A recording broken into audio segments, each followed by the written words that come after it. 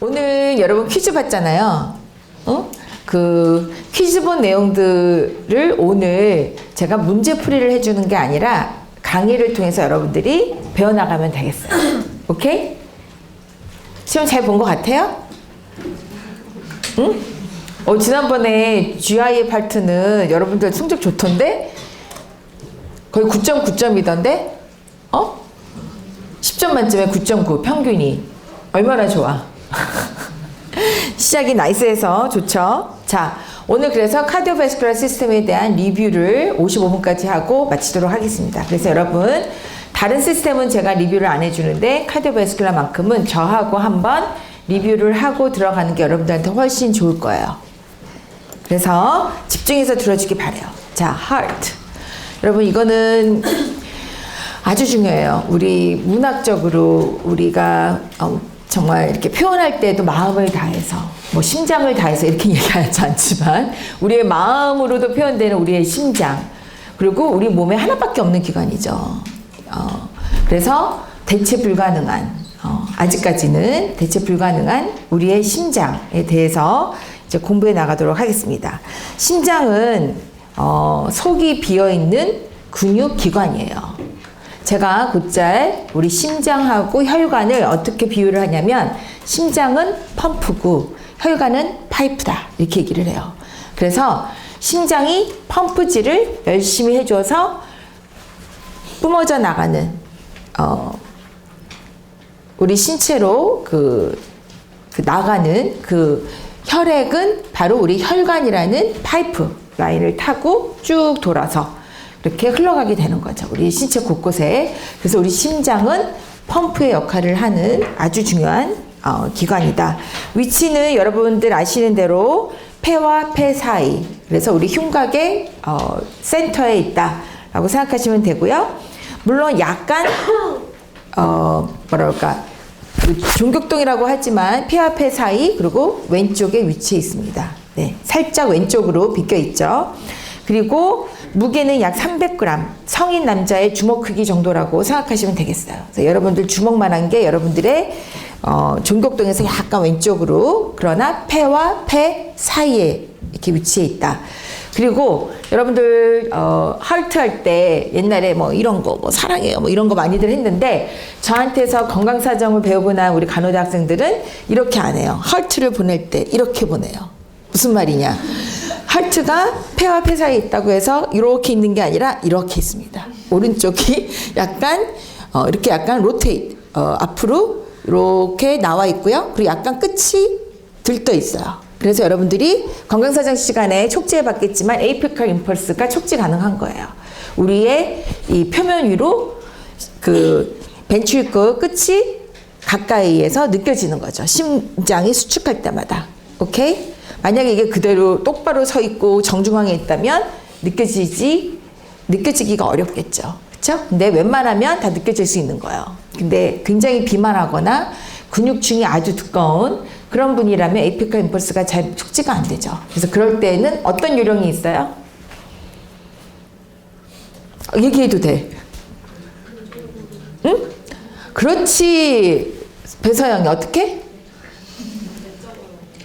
그치, 오른쪽이 아니라 왼쪽으로 라터럴하게 눕히면 더 우리 표면으로 더 위치가 이동하기 때문에 촉지가 더 가능해져요. 예.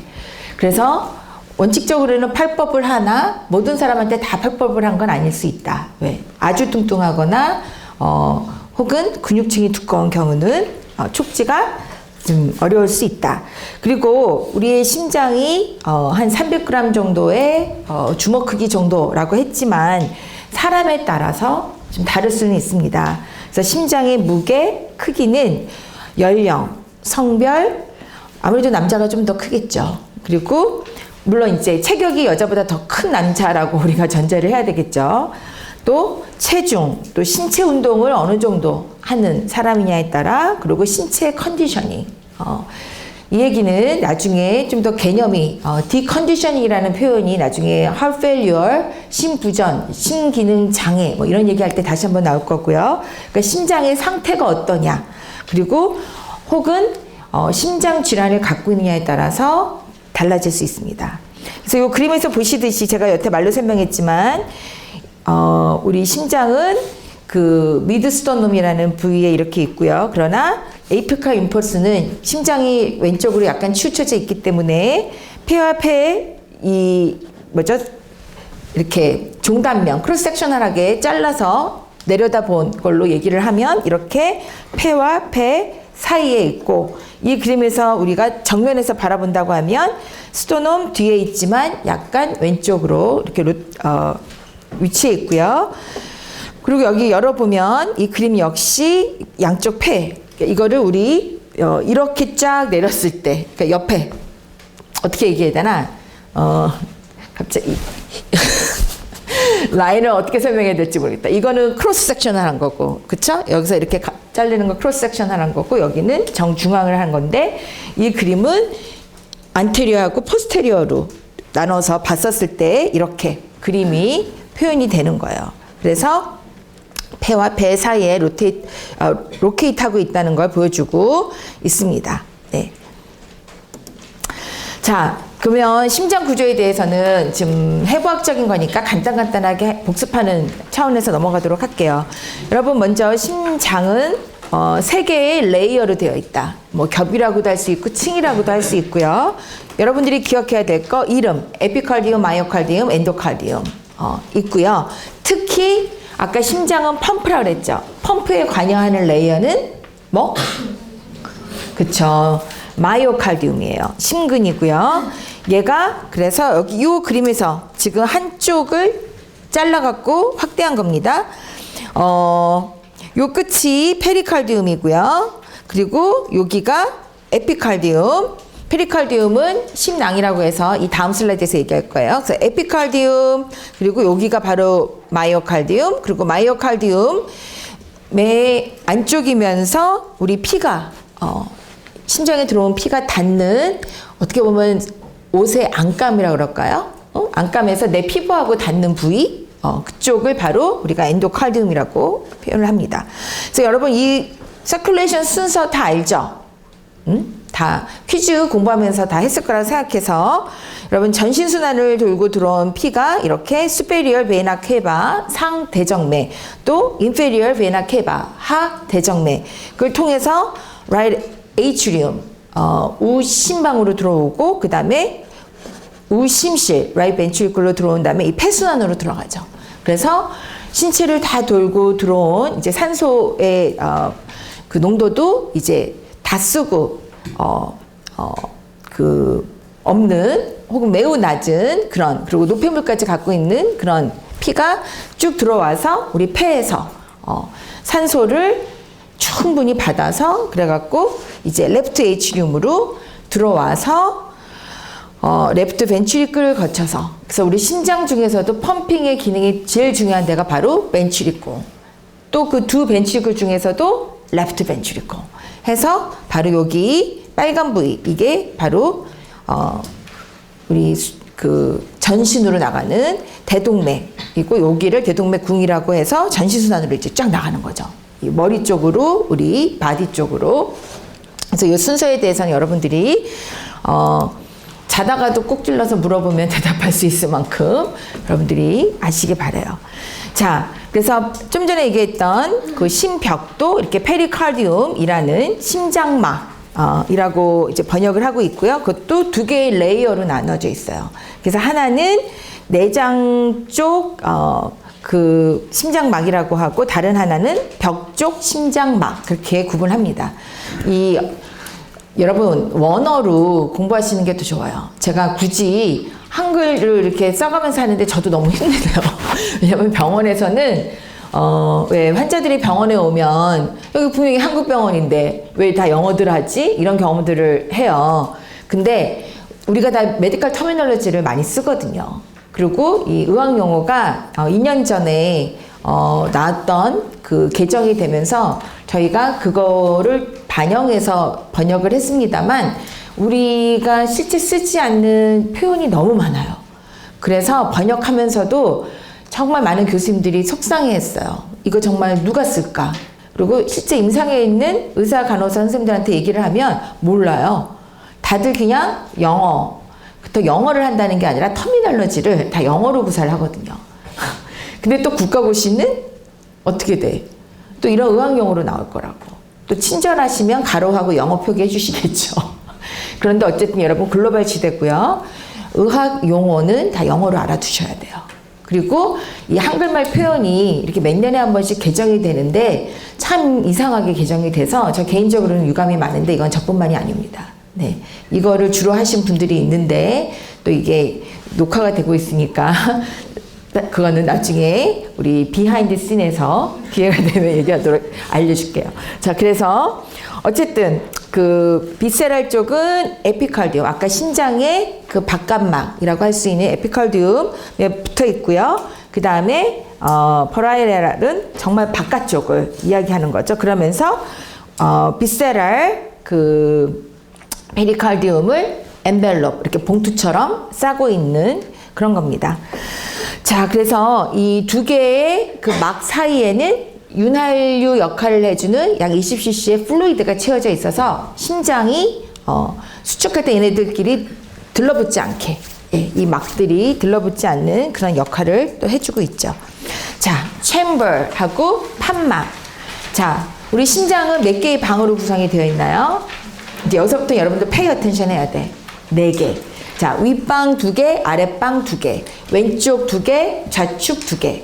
자, 여러분 집을 생각해 봐요. 집에 방이 여러 개 있어. 거실도 있고, 부엌도 있고, 화장실도 있고. 어떻게 연결되어 있죠? 이 공간들이, 쉬워. 문으로 연결되어 있지. 자, 문을 열고, 닫고. 뭐예요? 우리 심장도 똑같아. 그게 바로 밸브예요. 판막. 아셨죠? 자, 그래서 피가 이동할 때 문을 열고 닫고. 여러분, 문 제대로 닫아야 돼. 안 닫으면 피가 새는 거야. 그럼 큰 문제가 생기는 거죠. 그쵸? 자, 그래서 심장에 4개의 방이 있는데 그 윗방은 우리가 우심방, 좌심방. 그래서 심방. 에이트리움이라고 부르고요. 그 다음에 아래쪽은 심실, 벤트리클. 그래서 레프트 벤트리클, 라이트 벤트리클, 우심실, 좌심실. 그렇게 부릅니다. 자, 에이트리움은 그 윗방을 얘기하는 그 에이트리움은 심방들은 심실에 비해서 피를 이렇게 reserve, 이렇게 보유하고 있는 의미로 이해하시면 돼요. 그러니까 피를 저장하고 있는 기능이 우선입니다. 그리고 아까 벤트리클은 수축해내는 기능이 우선이라고 그랬잖아요. 그러면 걔네들은 수축을 많이 하다 보면 어떻게 돼? 머슬이 운동을 많이 할수록 여러분 머슬 키우죠? 똑같이 훨씬 두꺼워요. 그래서 에이트리움은 지금 벽이 얇고요. 그리고 벤트리클은 월이 띡하다, 두껍다. 자, 그럼 좀 전에 얘기했던 그 밸브는 윗방과 아랫방을 연결해주는, 아까 윗방 심방들하고 아랫방인 심실들 연결해주는, 그래서 말 그대로 이름을 땄어요. Atrioventricular valves. 그래서 얘네들을 방실판막이라고 불러요. 이름 따서 방실판막. 왼쪽 오른쪽, 그러니까 이 윗방과 아랫방을 각각 왼쪽과 우측에서 연결해주는 애들 이름을 여러분 꼭 아셔야 되는데 이미 다 알고 있지, 그치? 오른쪽은 트라이커스피드. 왜? 세 쪽으로 구성이 되어 있어요. 그래서 트라이커스피드 or 삼천판이라고 하고요. 그 다음에 왼쪽은 두 쪽으로 되어 있어요. 그래서 저기 바이커스피드라고도 하고요. 이천판이라고도 하는데 더 애정 있게 불리우는 이름은 승모판이에요. 예. 그래서 mitral valve라고 많이 부릅니다. 예. 자, 그런가 하면 semi-lunar valve도 있어요. 얘네들은 심실에서 자기가 가야 되는 곳으로 대혈관으로 나가는, 즉 우심실에서, 아까 심실은 다 이젝트 아웃 한다 그랬잖아요, 블러드를. 근데 우측은 어디로? 폐, 동맥으로. 그쵸? 나가는 쪽은 동맥이에요. 들어오는 게, 그러니까 심장의 기준으로 얘기할 때 심장으로 들어오는 애들은 다 정맥, 심장에서 나가는 애들은 다 동맥. 그러니까 우심실에서 나가는 쪽 폐동맥, 펄모널 펄모닉 아러리하고 연결되는 그쪽은 그 로케이션의 이름을 따서 펄모닉 밸브라고 부르고요. 그 다음 좌심실에서 대동맥으로 나오는 것, 그 부위 이름을 따서 에어릭 밸브, 대동맥 판막, 폐동맥 판막 그렇게 부릅니다. 네. 그러나 얘네들의 총칭하는 이름은 아까 AV 밸브처럼 에이트리오 벤트리큘러 그 기능을 그 위치를 갖고 얘기하듯이 세마이루널이라고 총칭해서 불러요. 네. 자, 여러분 또 하나 기억해야 될 중요한 게 있어요. 언제 얘네가 닫히는지를 여러분들이 해부학적인 즉 구조에 대한 이해가 여러분들이 잘 깔려야 이거가 혼돈이 안 돼. 우리 고대생들은 한 번 얘기하면 잘 이해하더라고. 자, 저희 보세요. 아까 심방에서 심실로 블러드가 이동한다 그랬죠? 자, 여러분, 우리가 방문을 닫을 때 소리가 나요? 열릴 때 소리가 나요? 닫을 때. 그래서 화가 날 때 다 들으라고 쾅 닫고 나가지. 닫힐 때 소리가 나는 거예요. 그게 우리의 심음이에요. 오케이? 자, 그러면 피가 언제, 판막이 닫히는지 여러분들이 염두에 두고 심음하고 연결을 지으세요. 자, 이 판막들이 닫힐 때 나는 소리를 생각할 때 심방에서 심실로 블러드가 채워지는 수축하기 전에 채워지는 기간은 무슨 기간이죠? 이완기, 다이아스톨리. 그래서 그때 탁 닫혀줘야 되는 애들은 AV 밸브일까요? 세마이루널 밸브일까요? 세마이루널이죠. 그쵸? 그래야 미리 폐동맥이나 대동맥으로 빠져나가지 않게 심실 안에 딱 피가 채워질 수 있게. 그때 와이드 오픈 해줘야 되는 애들은 AV 밸브들이죠. 그쵸? 방에서 실로 내려가는. 그쵸? 그쪽은 빨리 열려줘야지 보유하고 있던 블러드가 빨리 심실로 채워질 수 있게 그때 열리고 닫히는 애들은 이완기 때는 세마이루널. 그래서 폐동맥 판막이 있고 대동맥 판막이 있는 쪽에서 하는 소리가 나는 거예요. 알았죠? 자, 또 세마이루널 밸브에서 수축기 때 블러드가 각자 가야 될 디렉션으로 아까 나간다 그랬죠? 걔네들은 와이드 오픈 돼야 되잖아. 그럼 그때 쿵, 심쿵 하고 닫히는 부위는 어디야? 그거야말로 심쿵인데 AV 밸브들이지. 그치? 그래서 뒤로 블러드가 빠져나가지 않게 제대로 닫혀줘야 돼요. 예, 그래서 이게 구조적인 그런 문제가 있을 경우에 이제 피가 새는 건데, 여러분 저는 우리 인체를 보면서 어쩜 이렇게 우리 인생하고 우리 똑같을까? 여러분, 블러드는 원 디렉션으로 움직여요. 물론 우리의 시스템은 클로즈드 시스템이죠. 어디서 피가 흘러나가고 있으면 우리 큰일 나는 거지. 그치? 이 클로즈드 시스템 안에서 피는 어떻게? 우리 블러드는 원 디렉션으로 계속 순환하고 있어요. 한 번도 이거를 어게인스트 한 적이 없고 뒤로 자빠지는 애들이 없어요. 그래서 여러분, there is no backsliding. 우리 인생에 백슬라이딩은 없다. 힘들면 조금씩 가면 돼. 그래도 앞으로 move forward 하는 거다 라는 인생의 교훈도 우리 심장을 보면서 배우시기 바래요. 저는 그 심장이 너무 좋아.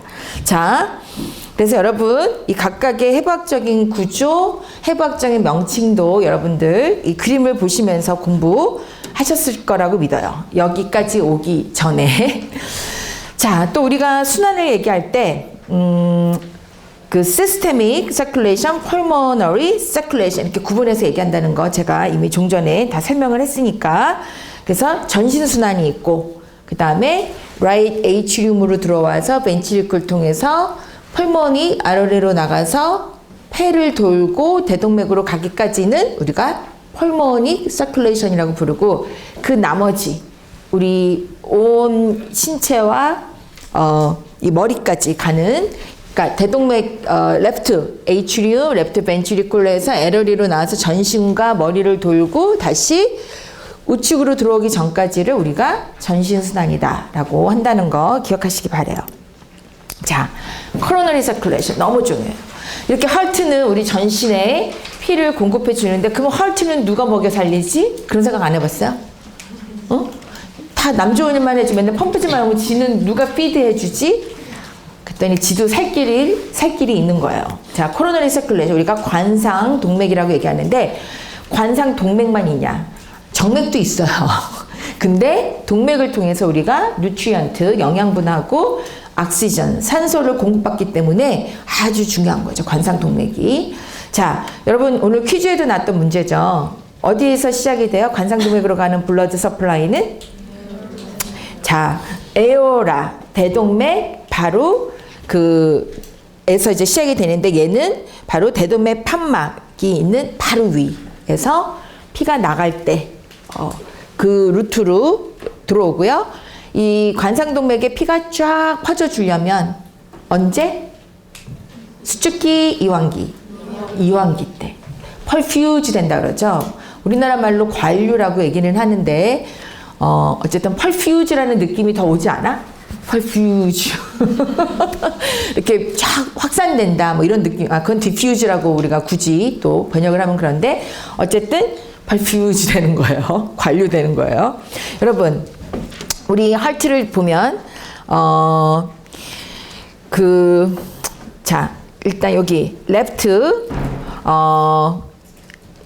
코로너리 아러리 이게 아주 중요한 부위입니다. 크게 관상동맥은 레프트하고 라이트로 나눠진다고 생각하면 돼요. 이따 뒤에서 관상동맥에 대한 더 자세한 그림이 나오거든요. 그때 제가 좀 더 설명하고 지금은 이것만 얘기하고 갈게요. 그래서 여기 보시다시피 이게 대동맥 여기서부터 시작이 돼요. 그리고 이쪽은 라이트로 가고 라이트 코로너리 아러리. 그리고 얘는 레프트 코로너리 아러리. 물론 이 바로 직전에 레프트 메인이라는 것도 있어요. 예. 남자분들은 이 MI 하르텍이 올 때 주로 이렇게 굵직한 부위, 그리고 레프트 메인이나 뭐 이렇게 좀 굵은 부위에 많이 생기고, 여자들은 이상하게 좀 원위부에 많이 생기는 거예요. 그래서 옛날에 정말 이런 연구들이 많았어요. 물론 사실이기도 했는데 한때는 모든 이런 심혈관계 관련 연구들이 중년 백인 남자를 대상으로 많이 진행이 되었던 거예요. 이 선진국에서도. 그러니까 제가 미국의 예로 들면, 그러다 보니 이 남자들의 이 하르텍에 대한 거는 이제 많이 얘기가 됐는데, 소외되는 게 연령층에서 노인 소외되고 여성이 소외가 되죠. 그쵸? 그래서 이제 제가 대학원 공부할 때 98년도에 미국에서 이제 획기적인 사건이 터졌어요. 여성, 마이너리티하고 소수민족들, 그래서 백인을 제외한 다른 인종들, 그리고 여성, 그리고 이제 아동 청소년, 그리고 노인, 이런 사람들 대상으로 연구를 하는 과제는 우리가 전폭적으로 지원해준다. 그래서 그 이후로는 여성 대상으로 연구를 많이 했습니다. 그래서 한때 어떤 얘기들이 있었냐면, 똑같이 체스트페인이 있어서 병원에 왔는데 남자들은 치료를 적극적으로 해주고 여자들은 그거 아닐 거야, 소화불량일 거야, 뭐 이렇게 하는 사건들이 많아서 성차별이다, 뭐 이런 얘기들도 있었어요, 한때. 근데 실제 많이 연구를 해보니까 우리 남자 여자 다 똑같지만 약간의 또 차이는 있죠. 남자들은 증상이 여자들보다 좀 더 뚜렷해요. 그래서 그 이유가 어쩌면 이렇게 심장에 관상동맥에 막힘이 생기는 부위가 비교적 처치 가능한, 즉 근접부에서 많이 생기고, 여자들의 관상동맥은 남자들에 비해서 좀 가늘고 또 원위부에 잘 생기는 거예요. 그런 경우에는 프로시저를 해줘도 그 아웃컴, 베네핏이 리스크보다 더 크다고 하기가 어려워서 중재를 안 해주는 사례들도 많았다는 거죠. 물론 모르죠. 실제로 의사들 중에 어떤 바이어스가 있어서 남자들이 체스트페인이 있다 그러면 남자는 MI 많아 이렇게 생각해서 그렇게 했던 의사들도 있을 수 있겠어요. 옛날에는. 그런데 이제 지난 20년 동안 많은 연구들이 여성 대상으로도 진행이 되면서 여성들도 남성 못지않게 heart disease의 incidence rate이 굉장히 높다는 게 다 밝혀졌고요. 그리고 이 처치 접근 이나 그게 이렇게 달랐던 이유는 이 symptom representation, 증상을 표현하는 게 남자들은 좀 더 명료하고, 근데 여자들은 좀 거기에 비하면 다양하게 식은땀이 난다던가 어지럽다던가 체한 것 같다던가. 그래서 과거에 많은 연구가 진행되지 않았을 때는 의사들도 많이 간과했을 수 있겠다. 성차별에 의해서가 아니라. 근데 이제 페미니스트 차별이다 뭐 이렇게도 생각할 수 있는데 연구를 해보면 이렇게 밝혀지는 거예요. 그러니까 이제 여성을 위한 중재 방법도 더 많은 연구를 통해서 효과적인 것들을 생각해내겠죠. 그렇죠? 근데 어쨌든 여자들한테도 많이 발생한다. 미국 같은 경우는 다른 질환에 비해서 가장 높은 사망에 이르는 넘버원 디지즈는 남녀 공통으로 다 heart disease입니다. 여러분. 근데 그게 이전에는 몰랐던 거예요. 다 남성들의 질환이라고도 생각했던 거예요. 우리 심장 질환은. 그래서 관상동맥 하면 이제 또 그 얘기가 생각이 나고요.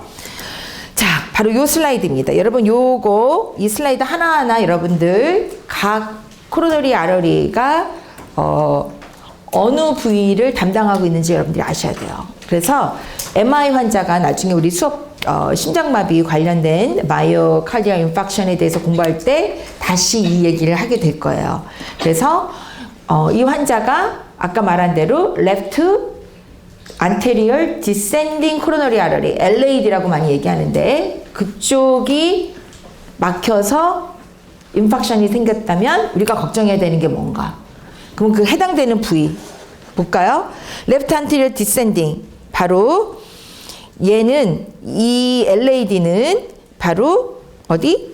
벤치고 레프트 쪽에 앞면하고 마름을 책임지는 거거든요. 그러니까 이 환자 수축력에 문제 생겼구나.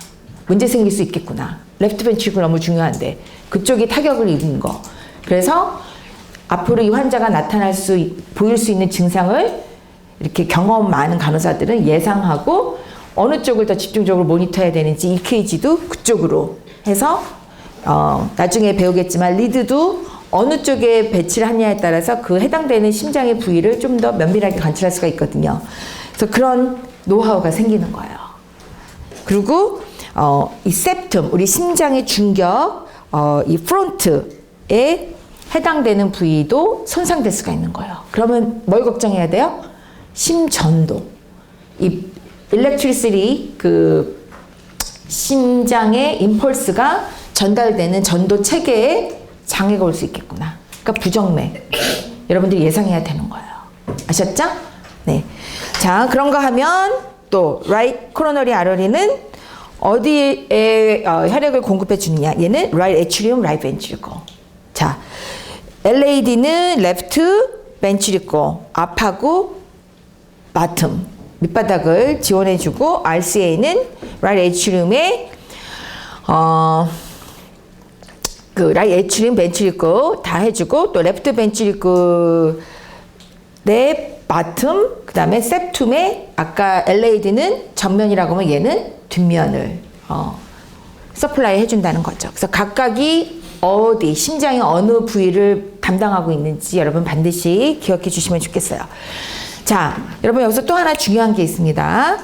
우리가 resting heart rate는 여러분들 지금 다 앉아 있으니까 아마 한 60대에서 70대? maybe 긴장하고 제 강의를 듣는다면 한 70대 정도 될 거예요. 한번 여러분 세봐. 자기 하트빛이 레귤러 하다면 10초 동안 측정하고 15초 정도 측정하고 곱하기 4 하면 되겠죠. 레귤러 하다면. 자, 한 70 정도 되나요? 하이 60? 굉장히 릴렉스하고 있구나.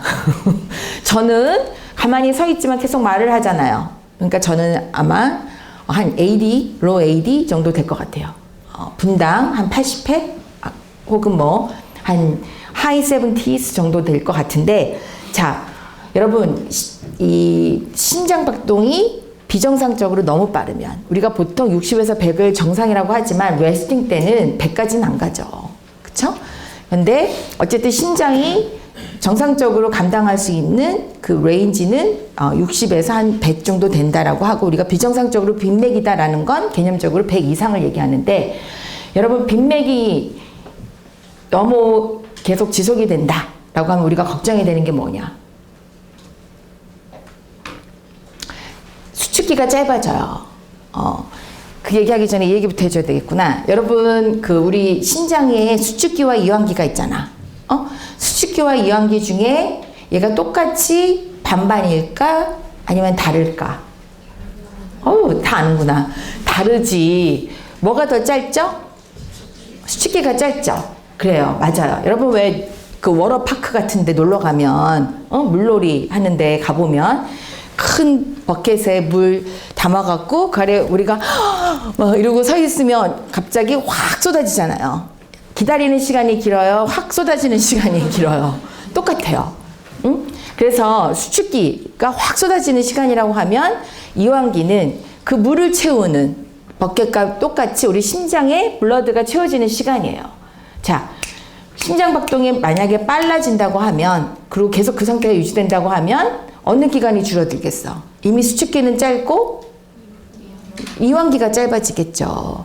그러면 충분히 블러드가 우리 심장에 채워지지 않은 상태에서 심장은 계속 수축을 해줘야 되는 거니까 전신으로 가는 블러드 서플라이는 제한이 생기겠죠. 그쵸? 근데 건강한 사람이라면 혹 모를까? 코로너리 아터리 디지즈 같이 심장 안에 관상동맥 안에 이 통로가 아까 말한 파이프라고 할 수 있는 그게 좁아져 있다고 하면 빨리 뛰면서 어떻게 돼? 블러드 서플라이가 제대로 안 되니 허혈 상태가 되는 거죠. 심장에서 블러드를 서플라이 받아야 되는 부위가 제대로 이너프한 양의 블러드를 공급받지 못하게 되면서 이스케미아 상태가 되는 거예요. 예. 그래서 여러분 항상 이 빈맥은 다이아스톨리가 짧아짐으로 말미암아 우리가 블러드 서플라이를 제대로 못 받는 그런 상황이 초래가 될 수 있다. 특히 코로너리 아터리 디지즈가 있는 환자들에게서 취약할 수 있다. 그래서 여러분들이 이렇게 심장 내과 병동이나 중환자실 같은데 이런 코로너리 아터리 디지즈가 있는 환자들이 EKG 모니터 달고 있잖아요. 텔레메트리. 그럴 때 여러분들이 이런 걸 유심히 볼 수가 있어야 돼요. 자, 좀 전에 얘기했던 대로 레프트 사이드에는 레프트 메인, RCA, 그리고 LAD, 그리고 레프트 서컴프런스라고 해서 그 심장의 좌측을 책임지는 그 서컴플렉스 아터리가 있고요. 오른쪽은 RCA가 있고요. 이렇게 RCA가 있고 또 뒤쪽으로 posterior descending artery가 있습니다. 네, 그래서 요 주요한 레프트하고 라이트 쪽에 있는 명칭들 여러분들 꼭 기억하시기 바래요. 제가 어렸을 때 학부 때는 이런 거 못 배웠어요. 어렸을 때는. 그만큼 우리나라가 심장질환에 대한 인식이 그렇게 많지 않았던 것 같아. 그런데 지금은 학부생들한테도 이렇게 관상동맥 질환이 많이 생기기 때문에 여러분들이 좀 깊이 있게 알 필요가 있습니다. 자, 칼디악 사이클, 칼디악 아프 여러분 이거 다 패스피지올로지에서 다 배우고 왔다고 생각합니다. 주요한 개념만 짚고 가도록 할게요. 칼디악 아프는 분당, 우리 심장이 박출해내는 피의 양을 리터로 표현한 거죠. 그래서 얘는 어떻게 산출이 되느냐? 매번 수축할 때마다 박출되는 양이 있을 거 아니에요. 곱하기 분당 수축 횟수, 즉 heart rate를 얘기하는 거죠. 그걸 곱하면 얼추 나오는데 여러분들 같은 성인에서는 한 4 내지 6리터가 있고요.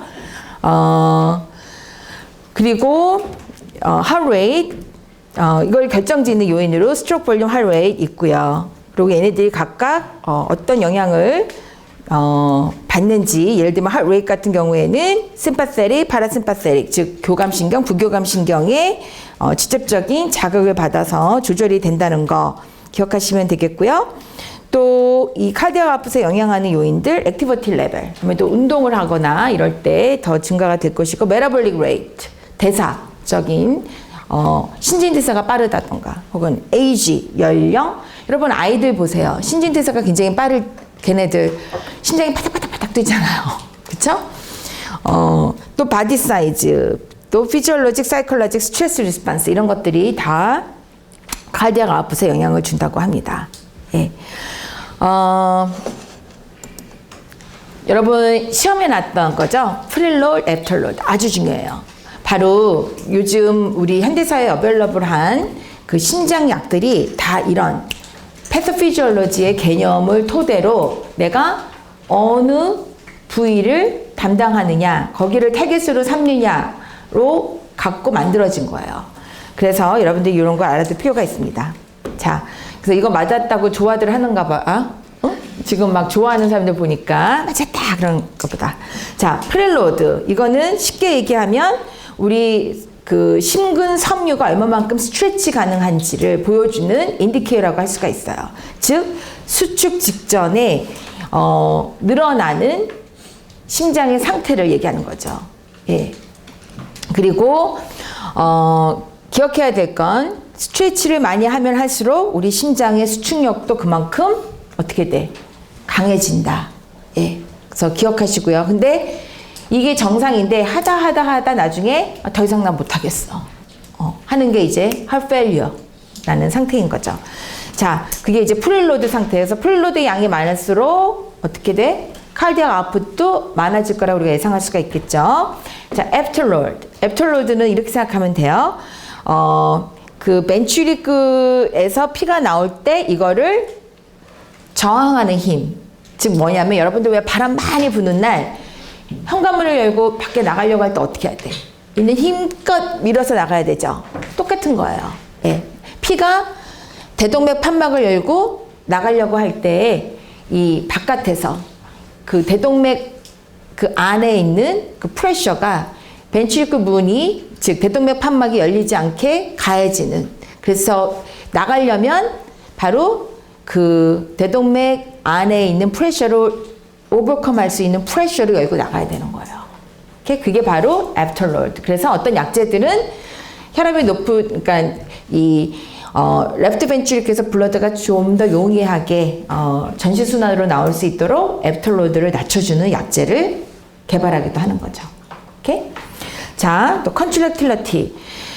얘도 이제 그 우리 심장 심근 섬유가 수축할 수 있는 능력을 얘기해 주는 거죠. 예, 그래서 요 두 가지 프렐로드하고 애프터로드 반드시 기억하고요. 얘네들이 우리의 칼디악 아웃풋을 그 올리는데 기여하는 중요한 개념들이라는 거.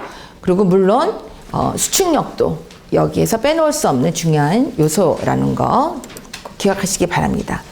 그래서 아까 얘기했던 거 이어서 우리 여러분 다 아시는 대로 수축기가 이완기보다 한 3분의 그러니까 세수로 나누면 한 사이클을 한 3분의 1 정도가 수축기고 다이아스톨리가 한 정도 된다. 라고 해서 이 그림으로 구분돼서 표현이 된 거고요. 또 하나 중요한 개념 박출률이라는 게 있죠. ejection fraction. 얘는 여러분 보세요. 수축 직전 이걸 뭐라고 표현하냐면 end diastolic volume이라고 얘기해요. 그러니까 다이아스톨리 이완기 끝, 즉 수축 직전이죠. 그래서 우리가 수축 직전이라고 얘기하기보다 이완기 말, 그래서 end of diastole phase라고 얘기하는데 그때 당시의 블러드 볼륨에 비해서 실제 나간 블러드의 양을 갖고 얘기하는 거예요. 그래서 한 60% 이상은 나가줘야 돼. 그래야 우리가 정상이라고 얘기를 합니다. 근데 우리 교과서에서는 한 50에서 70 정도면 정상이다 이렇게 표현이 되고 있는데 보통은 한 60% 얘기하고요. 그리고 우리가 이제 이젝션 프랙션이 너무 낮아서 신체적인 증상을 유발하는 뭐 heart failure를 진단할 때는 40 미만일 경우, 40 이하인 경우에는 이제 그때는 정말 문제다라고 보죠. 그러니까 한 50에서 60은 뭐라 그럴까 꼭 질환으로 간주하지는 않아도 좀 지켜봐야 되는 그런 단계라고 할 수가 있겠어요. 그러나 치료가 요구되는 단계, 즉 heart failure의 진단이 내려지는 건 한 40%부터는 우리가 심각하게 생각을 해야 된다는 거죠. 아셨죠? 그래서 레프트 벤트리클에 있는 블러드가 다 나가는 건 아니에요. 다 비워지는 건 아니에요. 그래서 여러분 뭘 생각해야 되냐면 이 피는 응고하는 특성이 있잖아요. 그래서 나중에 이런 원리를 여러분들이 기억을 하신다면 피가 심장에서 제때제때 다 나가줘야 되는데 이렇게 남아있다가 쟤끼리 응어리가 지면 그게 클라시 될 수가 있는 거예요. 네. 그래서 특히 그냥 정상적인 심장에서는 괜찮은데 문제가 안 되는데 나중에 배우게 될 atrial fibrillation, 특히 왜 피가 주로 저장되어 있는 공간 있죠. 근데 벤트리클은 수축을 해야 되기 때문에 괜찮은데 이 아까 말한 레저보라고 했던 피를 혈액을 잠시 저장하고 있다가 벤트리클로 보내기 전에 바로 그 부위가 에이트리움이라고 그랬잖아요. 근데 거기가 제대로 수축을 해주는 게 아니라 피브릴레 하는 이런 상황이라면 피가 어떻게 되겠어? 응고되기가 더 쉬워요. 그래서 에이트리얼 피브릴레이션이라는 부정맥을 갖고 있는 분들에게서 흔히 블러드 클래스로 인한 심각한 그건 생명에 지장을 줄 수도 있거든요. 그 블러드 클래시 예를 들어서 폐에 가서 막힐 수도 있고 혹은 다른 전신을 돌다가 다른 어디 탁 막아버리면 혈액이 더 이상 공급이 안 되고 차단이 되기 때문에 그걸로 말미암은 건강 문제가 또 파생이 되는 거예요. 제가 이 하트에 대한 오버뷰만 해도 이렇게 시간이 금방 가. 할 얘기가 너무 많아서 제가 슬라이드를 20개로 탁 잘라갖고 간단하게 만들어서 갖고 왔는데도 벌써 시간이 이렇게 가네요. 자, 컨덕션 시스템. 우리 하트는 또 너무 기특해요. 지가 알아서 오토매티시티. 그래서 이거 뭐라고 해야 되나? 자율성, 자발성, 지가 알아서. 아마 여러분들 같이 엄마 아빠가 공부하라고 하지 않아도 지가 알아서 공부하는 별로 반응들이 없네. 자, 자율성. 여러분 생각해 보세요. 우리 심장 태어나서 지금까지 휴가 한 번 안 갔어. 그치? 우리가 자는 동안에도 얘는 항상 성실하게. 그래서 여러분 우리 하트한테 배워야 될 게 많아요. 성실할 그 모습. 그래서 잠깐 쉬지 그래? 해주고 싶어도 못 해주죠. 지가 알아서. 예. 그래서 이런 자율성이 있다. 지가 by itself 알아서 컨트랙을 해줘요.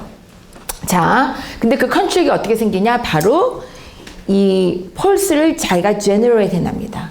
여러분 왜 우리 전기가 나가면 그때 한번 미국에 살 때 블랙아웃이 된 적이 있어요. 전기가 다 나가니까 이 중국에서 온 유학생들은 잘 견뎌. 여름에 전기가 다 나가니까 다들 할 게 없는 거야. 에어컨도 다 나가고 어쩔 줄 몰라. 미국에서 사는 사람들이. 그러니까 문화의 최첨단을 누리는 사람들은 진짜 당황해 하더라고. 어쩔 줄 몰라 하고. 근데 벌써 이게 한 10몇 년 전 얘기죠. 중국에서 온 친구들은 잘 지내. 예, 그래서 신기했어요. 근데 그때 어떤 그 미국인 가정들은 제너레이터를 갖고 있더라고. 그래서 급한 거는 그런 걸로 다 해결을 보더라고요. 그래서 제너레이터, 우리의 이 임펄스를 스스로 만들어내는 그 기능을 갖고 있습니다. 그리고 그 안에서 내재된 intrinsic conduction. 그래서 이렇게 펄스가 바로 우리가 그래서 이걸 페이스메이커라고 해요. 지가 스스로 제너레이트 하니까. 그래서 페이스메이커는 바로 SA 노드, 사이노 에이트리얼 노드라고 하는데 우리가 보통 줄여서 SA 노드라고 부릅니다. 그래서 사이너스 노드라고 또 하는데 여기서 제너레이트 돼서 바로 이 AB 노드로 전달이 되어서 그 다음에 어떻게 에이트리오 벤트리컬 그 부위의 이름을 따서 이렇게 부르는 거예요.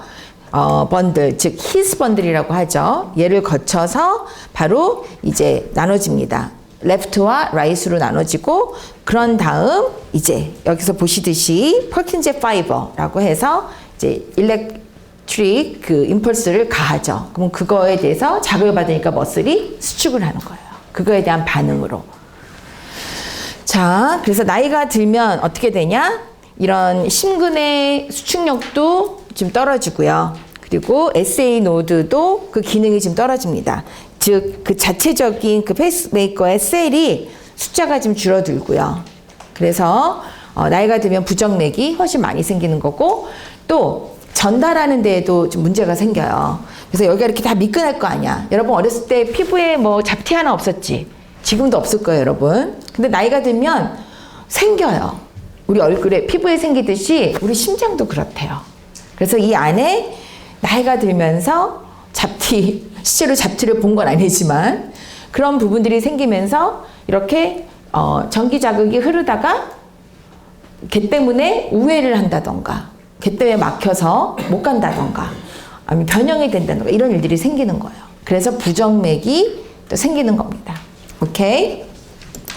자, 그래서 여러분 여기서 보시다시피 방금 설명했던 대로 SA 노드는 superior vena cava, 그래서 상대정맥 바로 근처에 있고요. 얘가 제너레이트한 애는 AV 노드, 에트리오벤트리큘러 바로 우심방 중격 쪽에 있습니다. 그래서 쭉 히스 번들 브랜치 통해서 전체 벤트리클로 확산이 확 퍼지죠. 그러면서 수축이 일어나는데 바로 이때 발생하는 스몰 에너지, 그 약한 그 에너지를 이제 우리 신체 표면에서 전기 에너지를 포착해서 그래프화 시킨 게 바로 일렉트로카디오그래피예요. 우리가 보통 EKG라고 말하는. 그래서 이렇게 그림이 요 색깔하고 요 EKG 그림에 나오는 색깔하고, 즉 심방 쪽에 관여하는 SA 노드 쪽에서 생기는 요 펄스는 이 P 웨이브로 표현이 되고요. 그리고 이 여기 빨간 부위, 여기 핫핑크로 된 부분은 바로 수축이 이제 퍼킨즈 파이버가 확 퍼지면서 수축할 때, 그래서 그거에 대한 반응으로 일어나는 수축이 바로 QRS입니다. 그때 나오는 게. 그리고 물론 그 중간에 전달되는 거는 바로 보라색으로 표현되어 있는 거죠. P 웨이브하고 PR. 그래서 수축에 이르는 R 웨이브에 이르기까지의 단계를 이렇게 EKG로 우리가 이 전도 시스템하고 연관시켜서 표현할 수가 있겠어요. 여러분 이거는 이미 생략 시간에 다 배웠을 거예요. 디폴라리제이션. 여러분 세포 내에 있는 게 뭐죠? 포타슘일까요? 나트륨일까요? 응? 수축할 때 안정 상태에 있을 때는 안에 있는 게 포타슘이고요. 그리고 밖에, 세포 밖에 있는 게 나트륨이죠. 근데 수축할 때 탈분극이라고 해요. 얘네들이 로테이트를 합니다. 그래서 포타슘이 들어오고 나트륨이 나가고, 이런 그러니까 소듐이 나트륨이잖아요. 걔네들이 나가고 포타슘, 칼륨이 들어오고, 이런 위치 변화가 일어나는 거죠. 그래서 바로 여기 슉 하고 슈딩하듯이 올라가죠. 이게 바로 수축하는, 바로 그 디폴라리제이션이라고 얘기하는 탈분극 상태고요. 수축하고 나서부터는 이제 리폴라리제이션 이 일어나는 거죠. 재분극. 여러분 여기서 기억해야 될 거, 그 다시 포타슘이 세포 내로 들어오고 하는, 그래서 다시 재분극이라고 하는 건데, 재분극도 피지올로직하게 여러분 두 가지 단계로 나눠서 볼 수 있다는 거예요. 절대 반응 안 하는 리프렉토리 피어리드가 있어요. 이때는 어떤 임펄스를 가해도 페이스메이커가 실수로 막 보냈어. 그래도 이 리프렉토리 피어리드에 들어가면 반응을 안 해요, 우리 하트가. 오케이? 이런 기전이 있다는 걸 꼭 기억하시고요.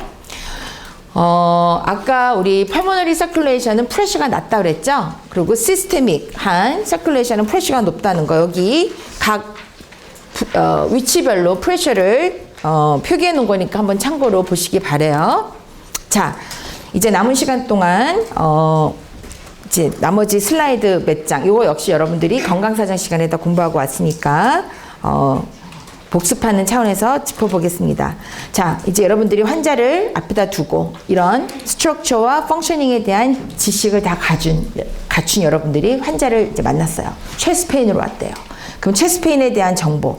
여러분 환자가 체스트페인이요 그러면 미국에서도 ER에 가면 환자들이 보통 서너 시간 기다리는 건 보통이에요. 그런데 체스트페인으로 왔다 그러면 홍해처럼 쫙 갈라져요. 이분들은 따로 모셔요. 예, 그만큼 미국에서 사망률 1위가 바로 카디오베스큘라 디지즈거든요. 그래서 체스트페인은 총각을 다투는 거예요. 얘네들이 VIP에서가 아니라 총각을 다투는 질환이기 때문에 빨리 병원에서 처치를 해주는 거예요. 그래서 뼈 부러져 있는 사람 미안하지만 넌 좀 기다려도 돼. 죽지 않거든. 그래서 뭐 엑스레이 찍어주고 진통제는 줘도 응급으로 다뤄주는 우선순위에서는 밀리는 거예요. 예, 근데 그런 걸 이제 이해 못 하시는 분들은 왜 내가 먼저 왔는데 이렇게 되는 거죠. 그래서 이렇게 우리가 교육을 통해서 알려줘야 돼요. 그리고 미국에서 우리나라는 119지만 미국은 911이거든요. 응급콜 부르는 거. 아무나 응급차 못 타요. 큰일 나요. 벌금 내요. 체스트페인은 꼭 응급차를 불러서 와야 돼요. 자기가 운전하고 오다가 의식 잃어버리면 교통사고 일으키고 실제 그런 사람들이 있어요. 미안하니까 그냥 내가 운전하고 가면 될 것 같아서 하다가 전봇대 들이받고 돌아가시고 혹은 그러면 또 좀 그래. 다른 사람을 들이받을까봐. 그쵸? 위험한 거예요. 그래서 절대 보호자랑 아니면 911 불러서, 그러니까 우리나라 같은 경우도 응급 콜을 불러야 되겠죠. 그래서 앰뷸런스 타고 가야 되는 거예요.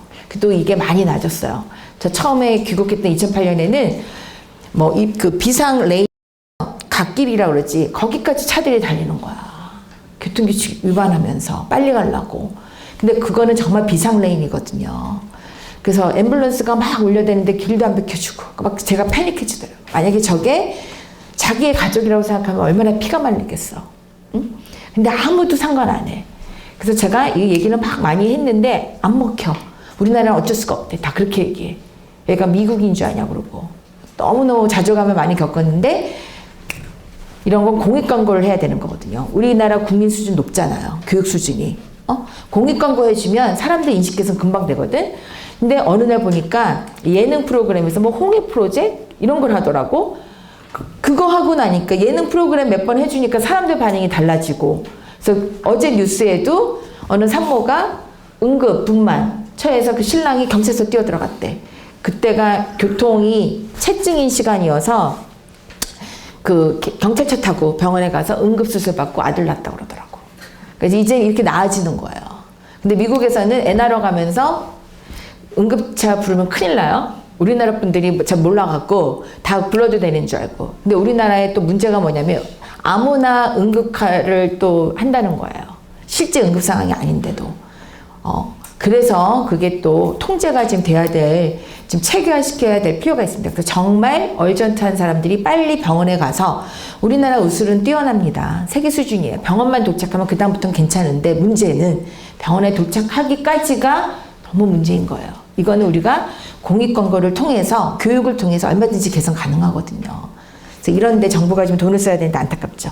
자, 페인에 대한 거 오면 여러분 물어봐야 되는 거. 올드 카드 알죠? onset, 언제 시작이 됐는지, 위치가 어디인지, 그리고 그 얼마만큼 아픈지. 그래서 반드시 페인이 없는 상태를 0이라고 하고, 죽을 것 같은 페인을 10이라고 한다면, 어떤 분은 10을 뭐라고 생각하면 애 날 때 페인이라고 얘기하시는 분들도 있어요.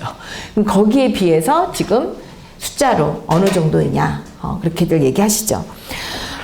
위치, 그리고 얼마나 지속됐는지, 언제 시작했는지 그거 반드시 물어봐야 돼요. 이거 시험 문제 나왔죠? 이번 퀴즈에 언제 시작했는지. 왜? MI는 아까 말했잖아. 총각을 다투는 거라고.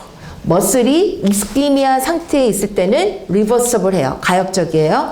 그런데 이스키미아 상태가 너무 오래 지속이 되면 어떻게 돼? 죽어버려. 인파크트 돼요. 그거는 리버서블 해요. 불가역적이에요. 자, 그리고 관련된 증상. 체스트페인만 물어보면 안 돼. 여러분 왜 가끔 영화에서 보면 MI, 하르트 볼 때 아 하고 막, 이걸 우리가 할리우드 체스트페인이라고 얘기해요. 미국에서 얘기할 때. 그건 영화에 나오는 거야. 물론 가끔 그런 사람도 있어. 제가 봤던 환자가 엔지오플라스티에서 심장 막혀진 관성두부를 넓혀놨는데 밤에 이게 다시 클로즈업 된 거야. 그런 부작용이 있을 수 있어요. 시술을 해줬는데도 불구하고 운이 나쁘다고 해야 되나? 하여튼 안타까워. 근데 그분이 뭐라고 표현을 하냐면 정말 그렇게 얘기하더라고. Elephant is sitting on my chest. 코끼리가 내 가슴에 앉아있대.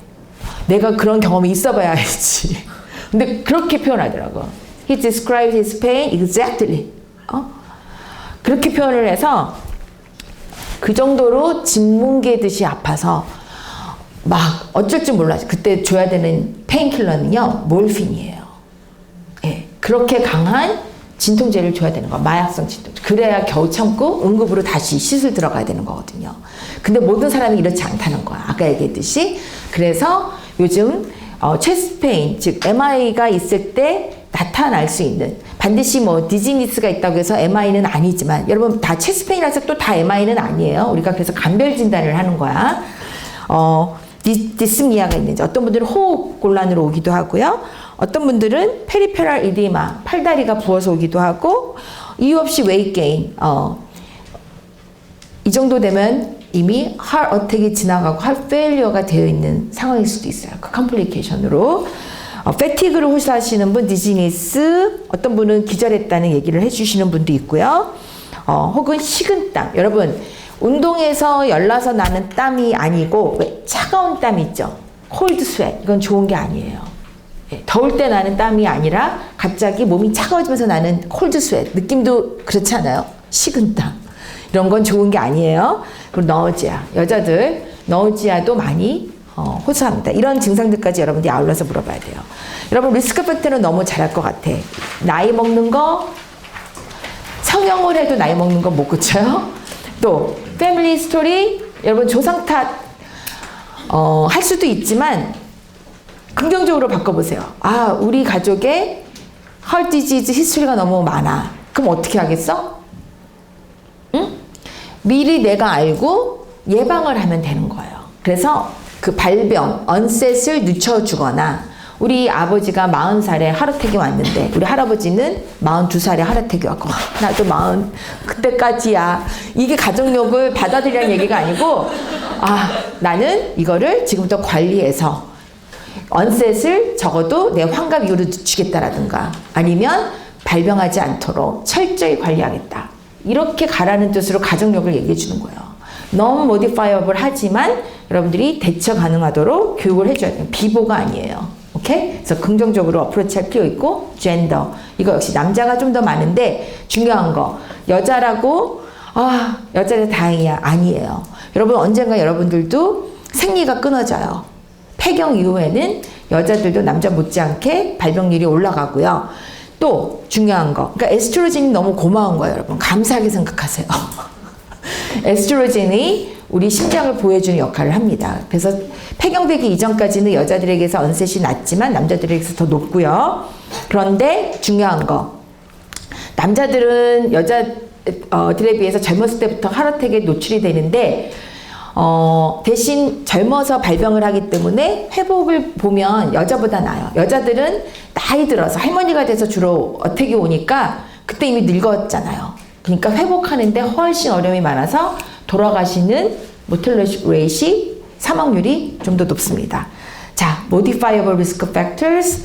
여러분, 다이어트, 그리고 체중 관리하는 거. 여러분, 오베시티가 요즘 굉장히 중요한 타깃이 되고 있어요. 그리고 physical inactivity. 여러분, 여기 2층 걸어서 올라갔다 내려갔다 하세요. 응? 엘리베이터 타지 말고. 신체 활동량 아주 중요합니다. 스모킹 하거나 과음을 하거나, 이거 다 심장이 안 좋고요. 고지혈증, 하이퍼텐션, 다이아베틱. 여러분 이거 진단을 받았다 하더라도 모디파이어블 한 거예요. 그래서 여러분들 요거는 10년 후에 내가 이런 치명적인 이런 심장 질환에 노출될 위험을 에스티메이트 하는 건데, 각각의 변수, 여기 그 웹사이트에 가서 여러분 다 플러그 해보세요.